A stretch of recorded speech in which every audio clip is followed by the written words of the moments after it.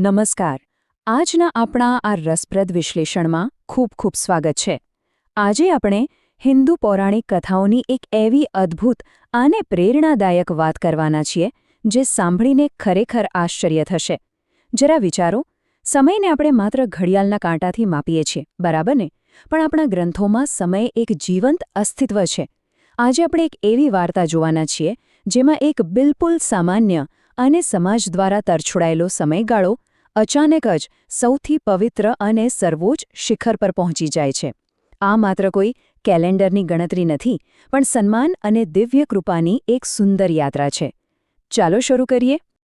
હવે સૌથી પહેલો અને મોટો પ્રશ્ન તો એ જ થાય કે જે મહિનાને સંપૂર્ણપણે અશુભ માની લેવામાં આવ્યો હોય, જેને દરેક સારા કામ માટે કાળજીપૂર્વક ટાળવામાં આવતો હોય, તે જ મહિનો અચાનક વર્ષનો સૌથી પવિત્ર સમય કેવી રીતે બની ગયો? આધ્યાત્મિક ઇતિહાસમાં આવું મોટું પરિવર્તન કોઈ સામાન્ય વાત નથી. આની પાછળ એક બહુ જ રસપ્રદ, વૈજ્ઞાનિક અને ભાવનાત્મક કારણ છુપાયેલું છે. આજે આપણે એ જ રહસ્યના મૂળ સુધી જઈશું અને સમજીશું કે નિરાશામાંથી આશાનો જન્મ કેવી રીતે થાય છે. તો આ સમજવા માટે સૌથી પહેલાં જોઈએ વિભાગ 1, અધિક માસની ઓળખ અને આ વધારાના મહિનાની સમજૂતી. જો આખી કથાનો પાયો સમજવા માટે આપણે પંચાંગની ગણતરી સમજવી પડે. આપણું હિન્દુ પંચાંગ ખૂબ જ વૈજ્ઞાનિક છે. સૂર્યવર્ષમાં આશરે 365 દિવસ અને 6 કલાક હોય છે, જ્યારે ચંદ્રવર્ષમાં આશરે 354 દિવસ હોય છે. એટલે કે દર વર્ષે લગભગ 11 દિવસનો તફાવત પડે છે.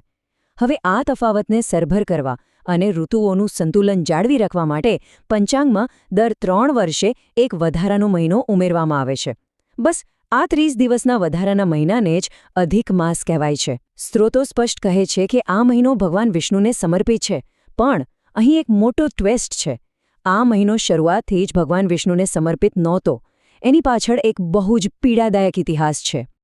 અને એ જ પીડા આપણને લઈ જાય છે વિભાગ 2 તરફ, અધિક માસની વ્યથા, એક તિરસ્કૃત અને એકલવાયા અસ્તિત્વની વાત. મેં પહેલાં જ કહ્યું એમ, પૌરાણિક કથાઓમાં સમયને એક જીવંત સ્વરૂપ આપવામાં આવ્યું છે. મૂળ સ્ત્રોતો દર્શાવે છે કે આ અધિક માસની સૌથી મોટી પીડા એ હતી કે તેને અશુભ અથવા મલમાસ કહીને ભારે કલંકિત કરવામાં આવ્યું હતું. કારણ શું? કારણ કે આ મહિનામાં સૂર્યનું કોઈ સંક્રમણ થતું નથી, તેથી તેને અપવિત્ર માની લેવામાં આવ્યું. વિચારો, જ્યારે બાકીના બધા મહિનાઓનું પોતાનું વિશેષ મહત્વ હતું, પોતાના દેવતાઓ હતા, તહેવારો હતા, ત્યારે આ વધારાના મહિનાને કોઈ ભાવ પૂછતું નહોતું. લગ્ન, નામકરણ, વાસ્તુપૂજા કે કોઈ પણ નવી શરૂઆત આ મહિનામાં સંપૂર્ણપણે વર્જિત હતી. પોતાનું કોઈ અસ્તિત્વ કે ઓળખ ન હોવાથી અને સમાજ દ્વારા સતત બહિષ્કૃત થવાને લીધે અધિક માસ એક જીવંત વ્યક્તિની જેમ ભારે શોક અને એકલતામાં ગરકાવ થઈ ગયો. ખરેખર બહુ જ દુઃખદ પરિસ્થિતિ હતી આ. પણ પછી કંઈક એવું થયું જેણે બધું જ બદલી નાખ્યું. ચાલો જોઈએ વિભાગ 3, ભગવાન વિષ્ણુનું વરદાન અને દિવ્ય હસ્તક્ષેપ. હવે આ સ્લાઇડ વિશે જે સૌથી રસપ્રદ બાબત છે તે એ છે કે તે આખી વાર્તાની ભાવનાત્મક ચરમસીમા દર્શાવે છે. પોતાની આ દયનીય સ્થિતિથી હારી થાકીને અધિક માસ ન્યાયની શોધમાં નીકળ્યો. કથા મુજબ તે મદદ માટે બધા દેવતાઓ પાસે ગયો, પણ કોઈએ તેનો સ્વીકાર ન કર્યો. અંતે જ્યારે બધી આશાઓ પૂરી થઈ ગઈ ત્યારે તે બ્રહ્માંડના પાલનહાર ભગવાન વિષ્ણુ પાસે વૈકુંઠ પહોંચ્યો અને ત્યાં જઈને રડતા રડતા એક હૃદયદ્રાવક વિનંતી કરી, હે પ્રભુ, બધા મહિનાઓનું સન્માન થાય છે, પરંતુ મને કોઈ માનતું નથી. હું અપમાનિત જીવન જીવી રહ્યો છું. આ માત્ર એક મહિનાની વેદના નથી, પણ બ્રહ્માંડના કોઈ પણ અસ્તિત્વની સન્માન માટેની પોકાર છે. અને આ નિખાલસ પ્રાર્થના સીધી ભગવાન વિષ્ણુના હૃદયને સ્પર્શી ગઈ. અધિક માસની આ પીડા જોઈને ભગવાન વિષ્ણુને ખૂબ જ કરુણા આવી. તેમણે તરત જ અધિક માસને અપનાવી લીધો અને એક ઐતિહાસિક નિર્ણય લીધો. એક અત્યંત શક્તિશાળી અને ગંભીર સ્વરમાં તેમણે ઘોષણા કરી, આજથી તું મારા નામથી ઓળખાશે. હું પુરુષોત્તમ છું, એટલે હવે તું પુરુષોત્તમ માસ કહેવાશે. જરા વિચારો, આ ક્ષણ કેટલી અદ્ભુત હશે. એક જ પળમાં, એક જ વચનથી બ્રહ્માંડના સૌથી અપમાનિત અને તિરસ્કૃત મહિનાને ખુદ સર્વોચ્ચ દેવતાનું પોતાનું જ નામ મળી ગયું. આ પ્રસંગ બતાવે છે કે દિવ્ય કૃપા કેવી રીતે શૂન્યમાંથી સર્જન કરી શકે છે. બસ ત્યારથી જ અધિક માસ બધી ખામીઓમાંથી મુક્ત થઈને પુરુષોત્તમ માસ તરીકે સમગ્ર જગતમાં પ્રસિદ્ધ થયો અને સર્વશ્રેષ્ઠ માસ બની ગયો. તો હવે વિભાગ 4 તરફ આગળ વધીએ. પવિત્ર કાર્યો અને પૂજા. આ પાવન માસનું સન્માન કેવી રીતે થાય છે? ચાલો હવે એ જોઈએ કે આ બધું વ્યવહારિક રીતે કેવી રીતે જોડાય છે. સવાલ એ થાય કે જ્યારે આ મહિનો આવે ત્યારે આપણે આ પાવન માસનું સન્માન કેવી રીતે કરી શકીએ? સ્ત્રોતોમાં આના માટે એકદમ ચોક્કસ માર્ગદર્શન આપેલું છે.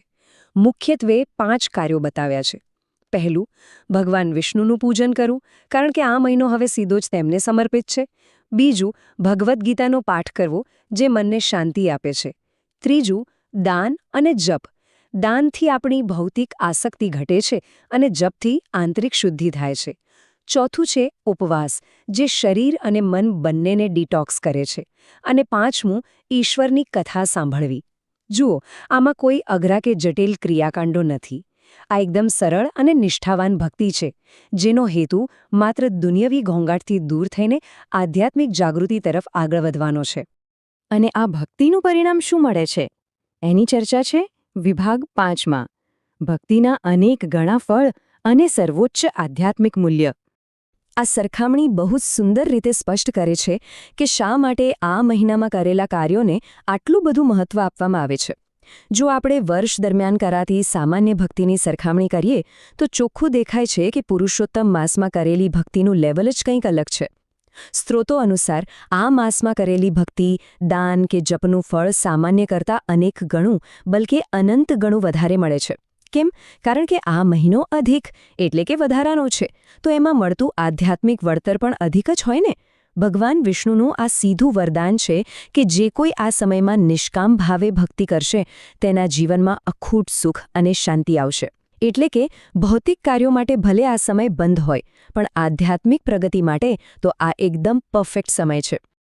તો આખી કથા અને સ્ત્રોતોના આટલા ઊંડા વિશ્લેષણ પછી છેલ્લે એક બહુ મોટો વિચાર મનમાં આવે છે. એક એવો મહિનો જેને કોઈ પૂછતું નહોતું, જેને સાવ અશુભ માનીને ફેંકી દેવામાં આવ્યો હતો, તે આજે પુણ્યનો સૌથી મોટો ખજાનો બની ગયો છે. ત્યારે વિચારવા જેવી વાત એ છે કે પરમ શાંતિ અને આ અનેક ગણું પુણ્ય પ્રાપ્ત કરવા માટે કોઈ આ પવિત્ર દિવસોનો સંપર્ક કેવી રીતે કરશે? શું ગીતાના શ્લોકોમાં શાંતિ શોધવામાં આવશે? પ્રભુની કથા સાંભળવામાં આવશે? કે પછી દાન અને જપ પર ધ્યાન કેન્દ્રિત કરવામાં આવશે? આ સવાલ સાથે આજની આ ચર્ચા આપણે અહીં પૂર્ણ કરીએ છીએ. આશા છે કે આ પૌરાણિક કથાના વિશ્લેષણથી ઘણી નવી વાતો જાણવા મળી હશે. જ્ઞાનની આ સફરમાં જોડાવા બદલ ખૂબ ખૂબ આભાર.